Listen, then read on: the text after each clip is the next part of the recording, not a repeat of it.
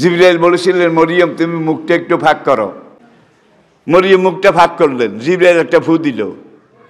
ঈসা আলাইহিস সালামের রূহ মোবারক মরিয়মের গর্ভে চলে গেল। আল্লাহ মরিয়ম কান্দিস না, পেরেশান হইস না, বাচ্চা কোলে নাও। বাচ্চা কোলে লইছে। আল্লাহ কয় খাড়া, দেখছেন নি? কোলে লই খাড়াইছে, এইবার ঘরে ফিরে যা। মরিয়ম হাউমাউ করে কান্না শুরু করলেন।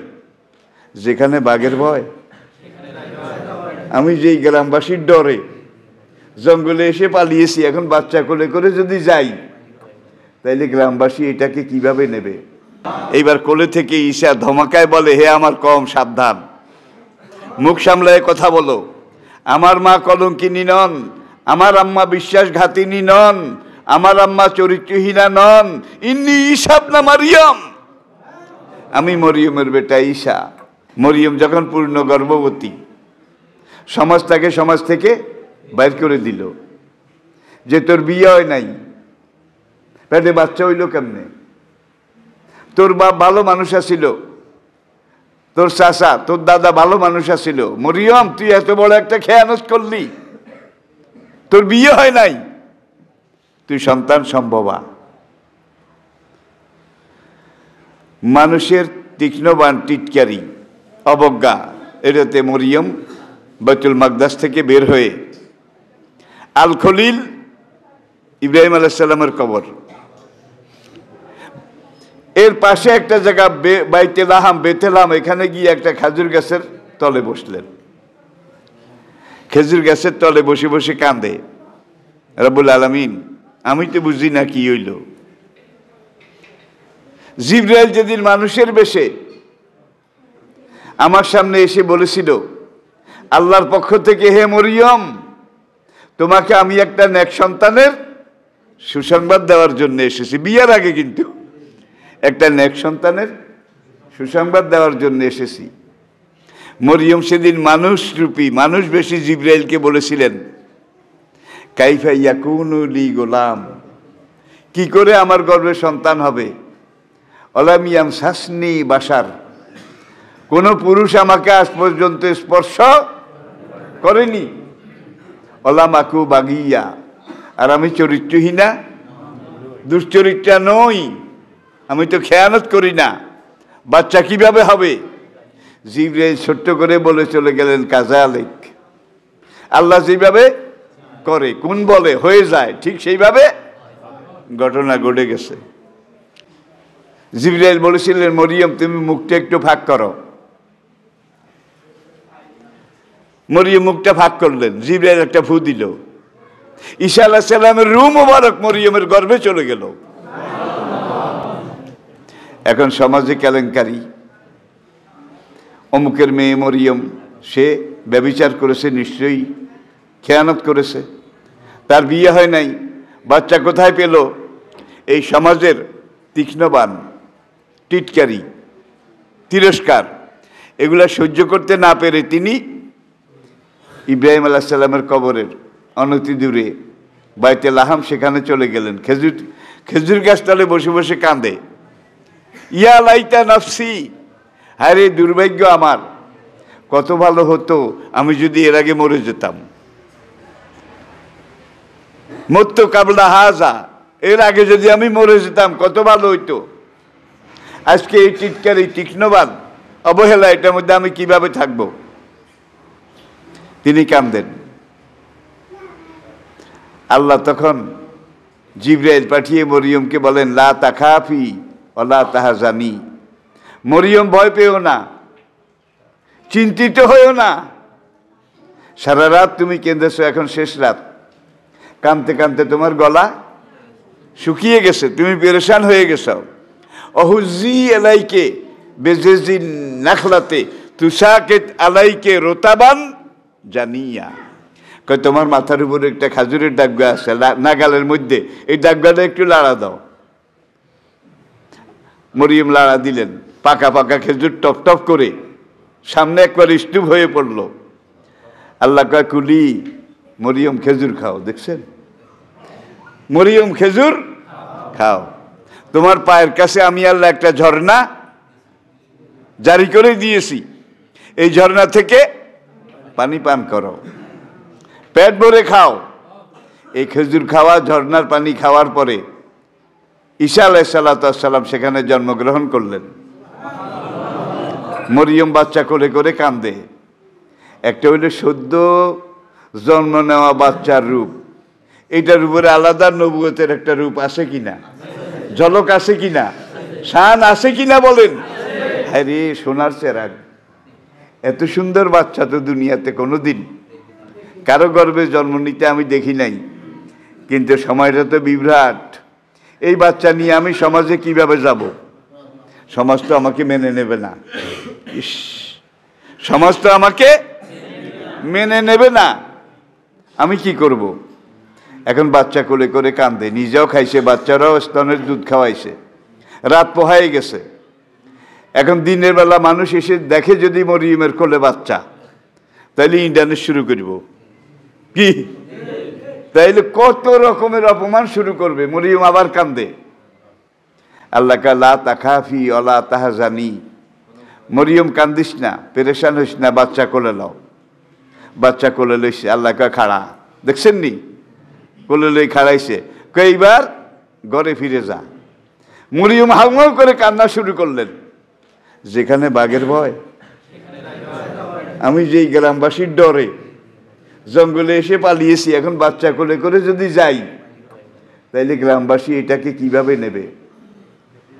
কোনো কথা কইস না। যে যেই কথা বলে আমি আল্লাহ ফেস করব, আমি আল্লাহ মোকাবিলা করব। তোকে বলছি বাচ্চা নিয়ে যা, তুই যা, কথা শেষ। বাচ্চা কোলে করে যায়। আবার আল্লাহ বলে দিয়েছেন, কওমের লোকেরা যদি বেশি কটাক্ষ করে, গালমন্দ বকাবকি করে, তুই বলবি যে ইন্নী নাজারতু লিররহমানে সাওমান, আমি আজকে রহমানের নামে নফল রোজার নিয়ত করেছি। ফালাম উকাল্লিম ইনসিয়া, তোমরা 100 জনে 1000 কথাও যদি কও, আমরা রোজা রাখলে কথা বলাও হারাম। বলি ইসরায়েলের রোজা রাখলে কথা বলা হারাম ছিল। তুমি বলবে যে, মুখের দিকে দেখাবে, হাতে বলবে আইয়াম রোজাদার, আইয়াম, আমি একজন রোজাদার, আমি এখন কথা বলতে পারবো না। কওমের লোকেরা, বাচ্চারা, দুষ্টরা ঢিলা মারে, কেউ থুথু নিক্ষেপ করে। হতচ্ছাড়ি, পোড়া কপালি, কলঙ্কিনী, তুই আমাদের বংশে দাগ দিলি। মরিয়ম আল্লাহ দিলে শিখাই দিছে। টিটকারি আরো বাড়ছে। কয় পাপের সাক্ষী নিজের কোলে, আবার নফল রোজা রেখে বুজুর্গি দেখায়। এইভাবে যখন টিটকারি চতুর্দিক থেকে তীরের মতো আসা শুরু করলো, 2 ঘন্টা আগে যেই বাচ্চা জন্মগ্রহণ করেছে, আল্লাহ সেই বাচ্চার জবান খুলে দিলেন। এইবার কোলে থেকে ঈসা ধমাকায় বলে, হে আমার কওম, সাবধান, মুখ সামলায় কথা বলো।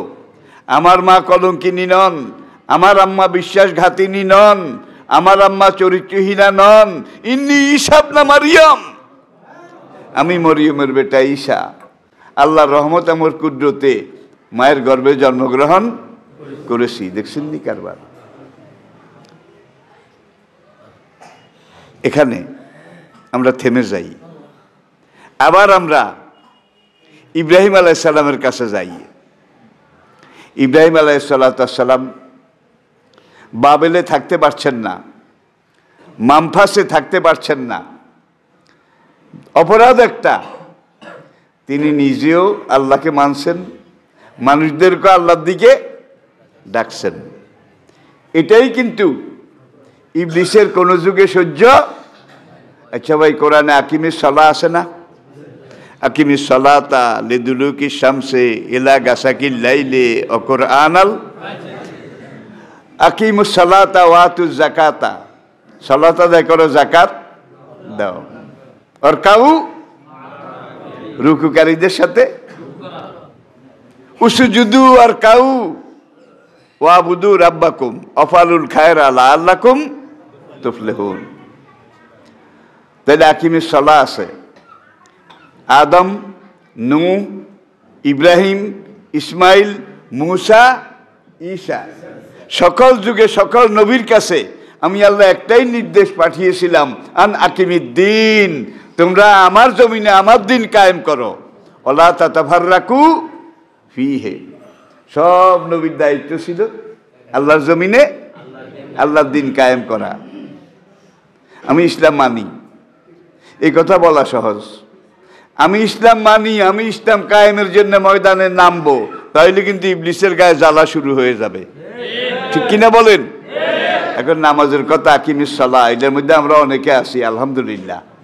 আল্লাহ আরো সবাইকে এটার মধ্যে শামিল করুন। কিন্তু যদি বলা হয় আকিমিদ্দিন, নামাজ যেমন ফরজ, দিন কায়েমের আন্দোলন ঠিক তেমন ফরজ, তখন মুসলমান পাক্কা নামাজি, তাহাজ্জুদ গুজার কয় দেশ খারাপ, সময় খারাপ, জান বাঁচান ফরজ, বলে না বোধহয়? হ্যাঁ রে, তাইলে আকিমের সালার মধ্যে আছে আকিমের দিন হইলে ইট খাওয়া লাগে, পাটকেট খাওয়া লাগে, জেল খাওয়া লাগে, ঠিক কিনা বলেন? যার জন্য আজকে বর্তমান দুনিয়া, বর্তমান সময়, এটার দিকে তাকান। মুসলমান বিপুল সংখ্যক, খ্রিস্টান বর্তমান পৃথিবীতে 4.25 কোটি, 4.25 কোটি, আর মুসলমানের সংখ্যা 300 কোটি, 300 কোটি। তাইলে খ্রিস্টানের পরে সবচেয়ে বেশি যাদের সংখ্যা তারা মুসলমান। কিন্তু আজকে দুনিয়ার আপনি একবারে গোড়া মূল থেকে, শিকড় থেকে শুরু করে যদি দেখেন, প্রত্যেক দেশে শাসক আছে, আলখেল্লা আছে, রুমাল আছে, এখানে আবার বেড়াও আছে, কিন্তু ইসলাম কায়েম করো এই কথার মধ্যে কেউ নাই, ঠিক কিনা বলেন?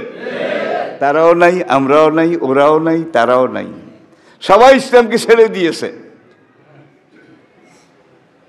এখন সবাই যখন ছেড়ে দিয়েছে, আল্লাহ বোধহয় চুপ করে থাকবে? ওয়ায়াকুমুনা দীনু লিল্লাহ, কিয়ামতের আগে পুরা দুনিয়া আমি আল্লাহ ইসলামের আওতায় এনে দেব। তাইলে আল্লাহ বোধহয় পারবে না? আল্লাহর কাম আল্লাহ কিভাবে করবে এটা আল্লাহ ভালো জানেন, ঠিক কিনা বলেন? এবারে আসুন, আমার পরে নবী বলছেন পূর্ণাঙ্গ ইসলামী খেলাফত থাকবে 30 বছর। ছিল কিনা? খোলাফায়ে রাশিদিন। সুম্মা তাকুনু মুলকান গাদ্দান, তারপরে খেলাফত চলে যাবে, খেলাফতের জায়গা দখল করবে রাজতন্ত্র। করে নাই বোধহয়? দেখেন কিভাবে মিলে যাচ্ছে, খেলাফত চলে গেছে, রাজতন্ত্র কায়েম হয়েছে। নবী বলেন কয়েকশো বছর রাজতন্ত্র থাকবে, কয়েকশো বছর, তারপরে রাজতন্ত্র চলে যাবে। সুম্মা তাকুনু মুলকান জাবাবেরা, রাজতন্ত্রের জায়গায় স্বৈরতন্ত্র বা স্বৈরাচার কায়েম হবে। এখন দুনিয়াতে কোনটা? রাজতন্ত্রের নামেও স্বৈরাচার, নির্বাচনের নামেও স্বৈরাচার, গণতন্ত্রের নামেও স্বৈরাচার, ঠিক কিনা বলেন? দেখেন বাংলাদেশের প্রেক্ষাপট, একদল ক্ষমতায় যায়, আরেক দল রাস্তায় স্লোগান দেয়, কি স্বৈরাচার স্বৈরাচার, নিপাত যাক নিপাত যাক। এরপরে যখন আবার এরা ক্ষমতায় যায়, ওরা নেমে আসে, তখন ওরা আবার এদেরকে স্লোগান দেয় স্বৈরাচার স্বৈরাচার, নিপাত যাক নিপাত যাক। তাহলে বুঝা গেল কুল্লু হুমু সেওয়া সেওয়া। সৌদিরা এই কথাটা বলে, কুল্লু হুমু, এরাও স্বৈরাচার, ক্ষমতায় যারা আছে, নিচে যারা স্বৈরাচারের বিরুদ্ধে স্লোগান দেয় এরাও স্বৈরাচার, এরা এক, ঠিক কিনা বলেন? তাহলে আমরা মাঝখান থেকে আমের আসার, আমরা মাঝখান থেকে আমের আসার, আমাদের মাথায় ভর দিয়ে, কান্দে পাও দিয়ে, তারপরে তারা পুরা দুনিয়া আজকে স্বৈরাচার চলছে। নবী বলেন স্বৈরাচারও বেশি দিন থাকবে না। পুরা দুনিয়ার বুক থেকে মাশরিক মাগরিব শিমাল জুনুব স্বৈরাচার বিদায় হয়ে যাবে, বিলীন হয়ে যাবে। স্বৈরাচার বিদায় হওয়ার পরে সুম্মা তাকুনু খেলাফত আলা মিনহাজিন নবুয়ত, আমার খুন রাঙ্গা, দাঁত ভাঙ্গা, আমার রক্তে রাঙ্গা, আমার মাথার খুলি ভাঙ্গা কোরআনের পূর্ণাঙ্গ ইসলামী খেলাফত পুরা দুনিয়াতে কায়েম হবে। নবীজির এই হাদিসটা কি আপনারা বিশ্বাস করেন? বিশ্বাস করেন? নবী তো যা বলেছেন সব হয়ে গেছে, পশ্চিম দিকে সূর্য উঠা বাকি আছে, এটাও হাদিস, কিয়ামতের আগে। তওবার দরজা বন্ধ হয়ে যাবে, এটাও এখনো বাকি আছে, এখনো বন্ধ হয় নাই। দাব্বাতুল আরদ বের হবে, এটাও বাকি আছে। আর এগুলো অল্প সময়, 40 বছরের ভিতরে হবে। অধিকাংশ বিশেষজ্ঞ তাদের মত 40 বছরের ভিতরে কোরআন শরীফ চলে যাবে। রাতে আয়াতুল কুরসি পড়ে টড়ে দোয়া কালাম পড়ে বুকে ফু দিয়ে আপনি ঘুম গেছেন, সকালে জেগে উঠেছেন। এখন দেখেন যে বিসমিল্লাহির রহমানির রহিম মনে নাই, সূরা ফাতিহা মনে নাই, আয়াতুল কুরসি তো দূরের কথা, একটা অক্ষরও মনে নাই। সব এখান থেকে বিদায় হয়ে গেছে। আপনি দৌড় দিয়ে হাফেজ সাহেবের কাছে যাবেন। হাফেজ সাহেব, কালকে রাতে ঘুমানোর সময় আয়াতুল কুরসি, নাস, ফালাক এগুলা পড়ে টড়ে গা মুছে ফু দিয়ে ঘুম গেছি, ফজরে আজানে জাগছি, এখন দেখি যে আমার কিচ্ছু মনে নাই, বিসমিল্লাহর বাও মনে নাই, আয়াতুল কুরসি তো দূরের কথা। বোধহয় আমার কোনো স্ট্রোক রাত্রে হয়েছে, যার জন্য আমি সব ভুলে গেছি। আপনি তো হাফেজ 30 পারার, আপনি আমাকে আলহামদু সূরাটা মনে করাইয়া দেন। হাফেজ সাহেবের টনক নড়বে, চমক ভাঙবে, আরে আমারও তো মনে নাই। হাফেজ সাহেব বলবে আমারও তো মনে নাই। 30 পারা কোরআনের হাফেজ ছিলাম, কত খতমে, কত তারাবিতে, কত প্রতিযোগিতায় 30 পারা কোরআন আমি মুখস্থ তেলাওয়াত করেছি। আজকে আমার কোরআনের একটা আলিফও মনে নাই। এইবার আপনি আর হাফেজ সাহেব দুজন মিলে মসজিদের ইমাম সাহেব হুজুরের কাছে আসবেন যে হাফেজ সাহেবেরও যেই ব্যারাম আমারও সেই ব্যারাম, দুজন স্ট্রোক করেছি, কিচ্ছু মনে নাই। আপনি তো বড় হুজুর, আপনি আমাকে সূরা ফাতিহাটা শিখাইয়া দেন। ইমাম সাহেব বলবে আল্লাহর কসম আমারও তো মনে নাই। আল্লাহ আল্লাহ আল্লাহ আল্লাহ।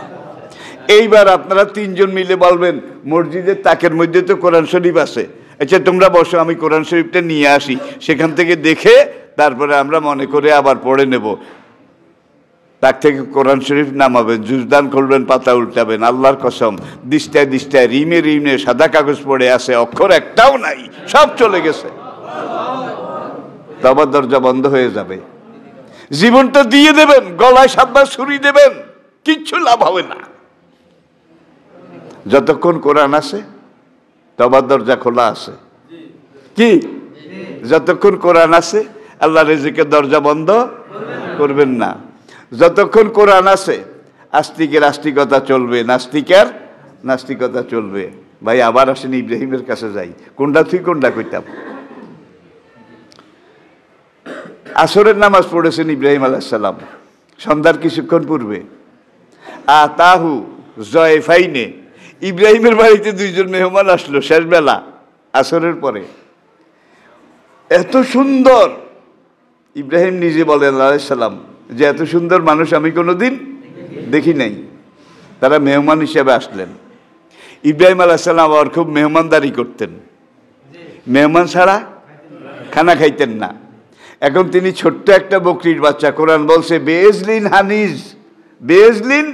হানিজ, কোরআনের ইবারত, ছোট্ট একটা বকরির বাচ্চা জবাই করে এইটাকে পুরা বুনা করলেন, রোস্ট।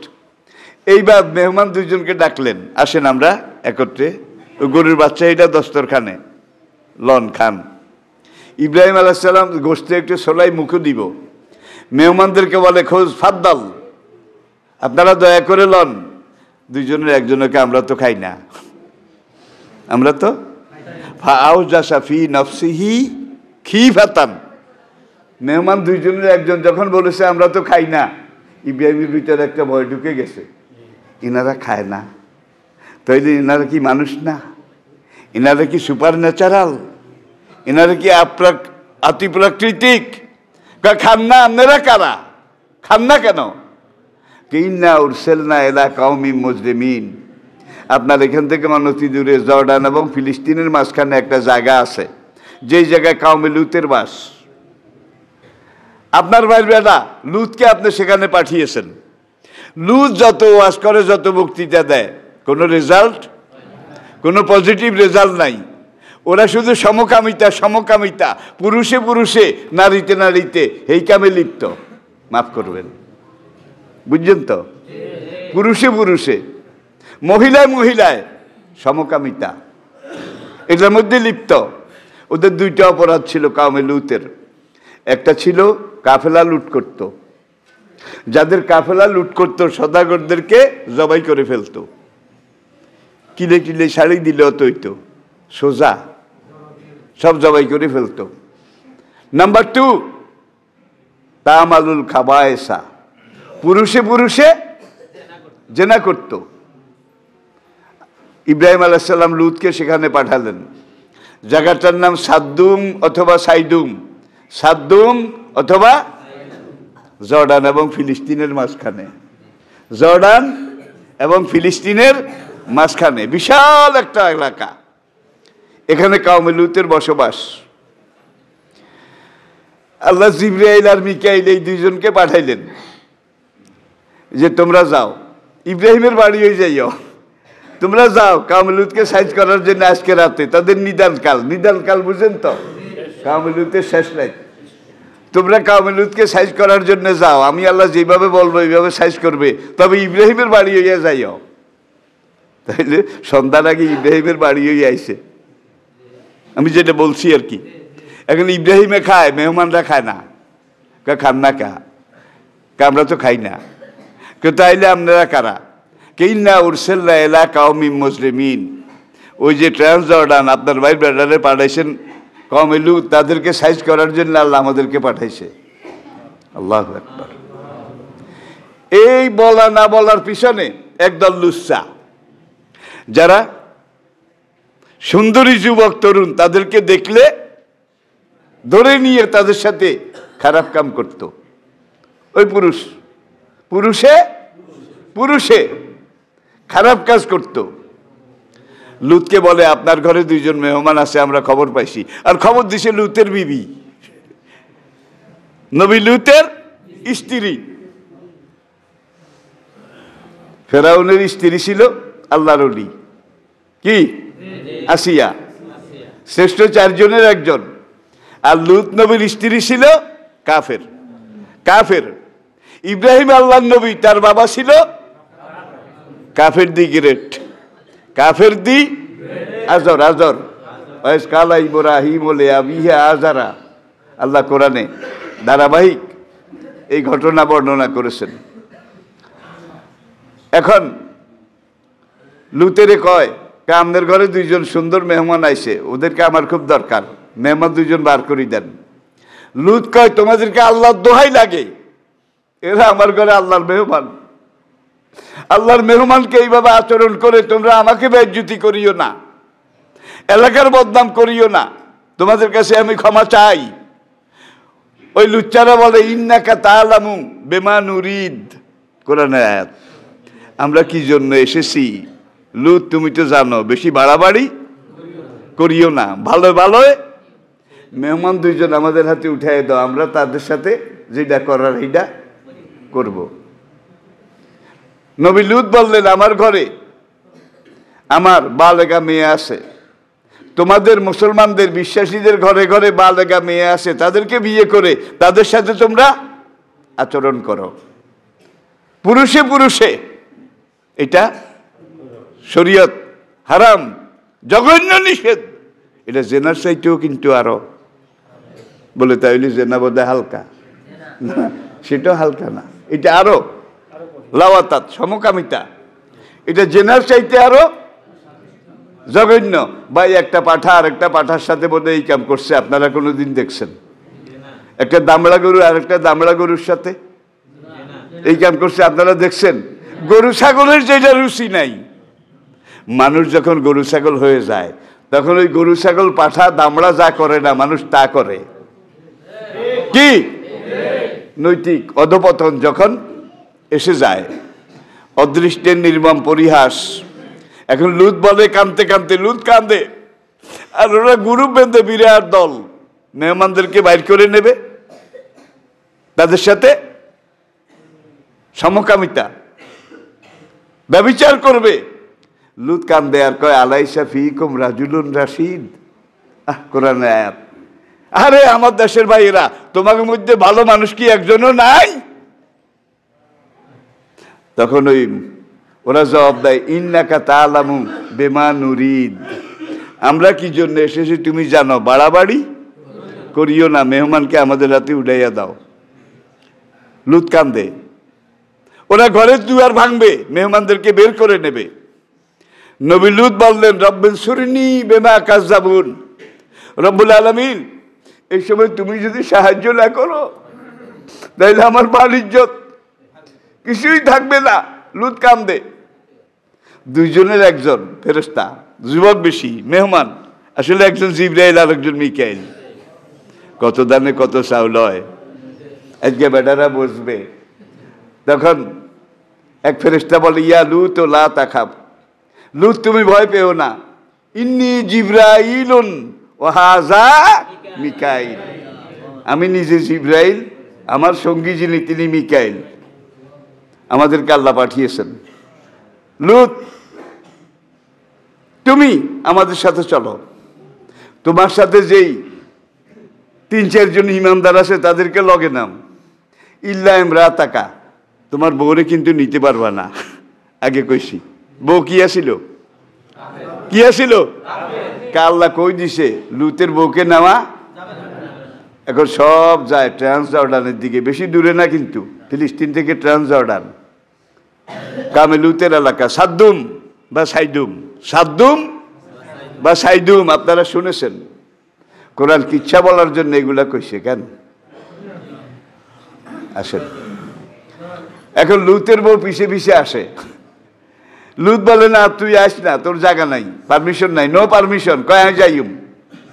যায় আর পিছের দিকে চায়, ওই যে দলের লোক যা করে ডাকছে মেহমানদেরকে বেজ্জতি করার জন্য, তারা আসে কিনা। যখন পিছনের দিকে চাইছে আল্লাহ তারে পাথর বানাইয়া দিছে। আস্ত রক্ত মাংসের মানুষ লবণের পাহাড় হয়ে গেছে। 19 ফিট লম্বা, 19 ফিট লম্বা রক্ত মাংসের মানুষটার পুরা শরীর লবণ হয়ে গেছে। হাজার হাজার বছর চলে গেল, এখনো সাইদুম আর ডেড সি মৃত সাগরের সেখানে এইভাবে খাড়াই দিছে। কে? লুতের বউ। লুতের মাঝে মাঝে লবণ ঘামে, তার শরীর লবণ ঘামে, ঘেমে ঘেমে সাদা সাদা শীতের মতো পড়ে। আবার জর্ডান এটাকে লোক আছে তারা সাফ করে, পরিষ্কার করে, তারে আল্লাহ লবণ বানাইয়া রাখছে সেখানে। লুতের বউ। এইবার ফেরেশতা যখন বলল ইন্নী জিবরাইলুন ওয়া হাযা মিকাইল, এইবার ওই সাদ্দুম পুরা শহর, পুরা এলাকা যারা এই সমকামিতায় লিপ্ত, এটা যে লিপ্ত, জিবরাইল এক পাশে গেলেন সাদ্দুম এলাকার, এইভাবে জমিনের মধ্যে হাত ঢুকাইলেন জিবরাইল। মিকাইল আরেক পাশে যাই, এইভাবে জমিনের মধ্যে হাত ঢুকাইল। হাত ঢুকাইয়া পুরা কওম লুতের এলাকা সাদ্দুম নগরী এইটাকে পুরো জমিন থেকে টান দি আলাদা করে মেঘের উপরে নিয়ে গেল। মেঘের উপরে নিয়ে এটাকে উপর করলো, উপরের দিক নিচে, নিচের দিক, সেখান থেকে ধড়াম করে এমন জোরে মেরেছে এটা 200 মিটার গভীর সাগর হয়ে গেছে। 200 মিটার, যেটা বর্তমানে বাহারে লুত, ডেড সি, মৃত সাগর। আপনারা জানেন মৃত কালের সাক্ষী, তারা এই সমকামিতা এইটা করেছে। এরপরে আল্লাহ রাব্বুল আলামিন 200 মিটার সাগর হওয়ার পরে সেখানে আকাশের কালো মেঘ এইটা এনে পাথর বর্ষণ করেছে। পাথর হেজারাতিম মিন সিজ্জিল। এই মাত্র কয়েক মাস আগেও দেশির পাড়ে বড় ছোট মাঝারি কঙ্কর, টন টন টন টন ওজনের পাথর, একটা পাথর পাওয়া গেছে 52 টন প্লাস, 52 টন প্লাস, মানে 52 টনেরও বেশি। তাইলে বড় ইন্ডাও মারছে, ছোট ইন্ডাও মারছে, এমন মার মেরেছে কিয়ামত পর্যন্ত কালের সাক্ষী। সেই ডেড সি মৃত সাগর কওমে লুতের এলাকা। আর আজকে বাংলাদেশে আমরা এমন এক দুর্গতির মধ্যে আছি, বিভিন্ন নামে বিভিন্ন সংস্থা। ব্রাক বিশ্ববিদ্যালয়ের খবর আপনারা জানেন। একজন প্রফেসর আপত্তি করেছিল, ভাই 7ম শ্রেণীর হ্যাঁ সমাজবিজ্ঞান, হ্যাঁ এটার মধ্যে আছে যে বীর্যের কথা, দর্শনের কথা, মেয়েদের মাসিকের কথা, কন্ডোমের কথা। ভাই আমলোকে বাবা মা বাপ দাদা সৈদ্য গোষ্ঠী তারা যে স্কুলে এগুলা ট্রেনিং দেয় নাই, তারা বোধহয় চুপ করি কিচ্ছু জানতো না কেন? এগুলো ন্যাচারাল, এগুলো ফেতরতি, এগুলো কুদরতি। আদম হাওয়া যেইভাবে, ঠিক মানুষ স্বামী স্ত্রী এইভাবে, এটা আল্লাহর কুদরতি। Auto auto auto training. লাজ নাই, লজ্জা নাই, শরম নাই। আমাদের বাচ্চারা টাকা খরচ করে স্কুলে যাবে, কলেজে যাবে, মাদ্রাসায় যাবে। মাদ্রাসার 7ম শ্রেণীর বই খুলে দেখেন, মারুফ মারুফা কি শরীফ শরীফা আপনারা জানেন। এরপরে ছেলেরা মেয়ে সাজে, মেয়েরা এরপরে তাদের সেক্সুয়াল যে অঙ্গ এটাকে চেঞ্জ করে অপারেশনের মাধ্যমে। আল্লাহ যারে পুরুষ বানাইছে পছন্দ করে বানাইছে নাকি? আল্লাহ যারে নারী বানিয়েছে পছন্দ করে বানিয়েছে। সুতরাং আল্লাহর এই সৃষ্টি আর এর গুরু রহস্য এটা যদি মেনে চলি আমাদের জন্য ভালো হবে। আজ থেকে 2000 বছর আগে, 2000 বছর আগে বর্তমান ইটালি ভূমধ্যসাগর এটার পাড়ে ইটালির দিকে তাকান। সেখানের লোকেরা এইভাবে কওমে লূতের মতো সমকামিতা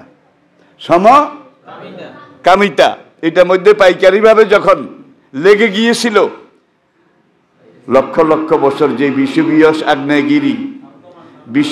আগ্নেয়গিরি যেটা সুপ্ত ছিল, শান্ত ছিল, রাত দুপুরের পরে আল্লাহ বিষুবীয় আগ্নেয়গিরির জ্বালা মুখ খুলে দিলেন, ধরাম করে বিস্ফোরিত হয়ে ফেটে গেল। ফেটে যাওয়ার পরে এটার ভিতর থেকে জ্বলন্ত আগুন, চুনাপাথর, লাভা, গলিত ধাতু এগুলো বের হয়ে হয়ে যেই পাম্পেই নগরীর লোকেরা কওমে লূতের মতো আকাম কুকাম করছিল, তাদেরকে 12 মিটার গলিত পাথরের ভিতরে দাফন করে ফেলেছে। 12 মিটার। এখন সেখান থেকে খুঁড়ে বাইর করে 2 জন এই কাম করে, এই অবস্থায় হাওন গেছে, ওই কামের অবস্থায় রান্না করে এই অবস্থায়ও পাওয়া গেছে, কিন্তু মানুষগুলা পাথর হয়ে গেছে। তাইলে পাম্পেই নগরী পাথর হয়েছে, কালের সাক্ষী। ট্রান্সজর্ডানে যান, কওমে লূতের এলাকা দেখে আসেন, কালের সাক্ষী, মহাকালের সাক্ষী। যে হোমোসেক্সুয়াল সমকামিতা জেনার চাইতে জঘন্য। এমনকি এটা তো নো ম্যাটার, কিছু না, হতেই পারে। আপনারা কি এগুলো মেনে নেবেন? আপনাদের বাচ্চাদেরকে কিভাবে স্কুল কলেজে নিয়ে নষ্ট করানো হচ্ছে। আবার কিছুদিন আগে সারে করে ট্রেনিং দেয়, সারেরা বাবুয়া ব্যাঙের মতো লাফায়। ভাই শর্মে আমি মরি গেছি। ছাত্ররা হইলে একটা কথা আসিল, কি ব্যাং ডাকে গ্যাঙ্গর এইভাবে এগুলা কয় সারেরা। হায় হায়, বেজ্জুতিরও তো একটা। ছাত্ররা পোলাপানে করে না, এটা ভিন্ন কথা, কিন্তু আমরা কোথায় চলে যাচ্ছি? ব্র্যাককে সহযোগিতা করা যাবে না। যেই প্রফেসর আসিফ এইটা প্রথম জাতির সামনে প্রকাশ করেছে, রাত 10টার সময় ব্র্যাক ইউনিভার্সিটির ভিসি ভাইস চ্যান্সেলর ফোন করে বলে, কাল ধরি আপনি ইউনিভার্সিটিতে আসিয়েন না। আলহামদুলিল্লাহ, আল্লাহ শুকর, নেট ইন্টারনেটের জগৎ। আপনারা নেট ছেড়ে দেখেন, বড় বড় চুলালা ছাত্র, খোঁফালা বা ইউগারে দেখলে আর এগুলোর জন্য ইসলামের পক্ষে খাড়াই গেছে, সারে করে কয় ব্র্যাক ইউনিভার্সিটির গেট খোলা হবে না, কোনো ক্লাস নেওয়া যাবে না, ওই সারেরে আবার আনতে হবে। আলহামদুলিল্লাহ, ব্র্যাক থেকে কোনো ঋণ নেওয়া যাবে না। তাড়াতাড়ি ক্যাট আপ করেন। তাদের যে বিকাশ কি নাম তাদের যে বিকাশ অ্যাকাউন্ট নাম কি? এটাকে হারাম বয়কট করতে হবে। আড়ং তাদের যে রেডিমেড পোশাক, তাদের যত প্রতিষ্ঠান, এগুলোকে আমরা না বলতেছি। আপনারা সবাই না বলুন। যারা ইসলামের সাথে দুশ্মনী করে, ইসলামের বিরুদ্ধে এইভাবে বিদেশি সমকামীদের হারাম কাজকর্মকে প্রমোট করে, আমরা তাদের মধ্যে নাই, তাদের সাথে নাই, আমরা তাদের বিরুদ্ধে আসি। আমরা তাদের বিরুদ্ধে ছিলাম, আমরা তাদের বিরুদ্ধে থাকব। আল্লাহ আমাদেরকে বোঝার তৌফিক দান করুন। আসসালামু আলাইকুম ওয়া রাহমাতুল্লাহি ওয়া বারাকাতুহু। সবাই সুন্নত পড়ে নিন।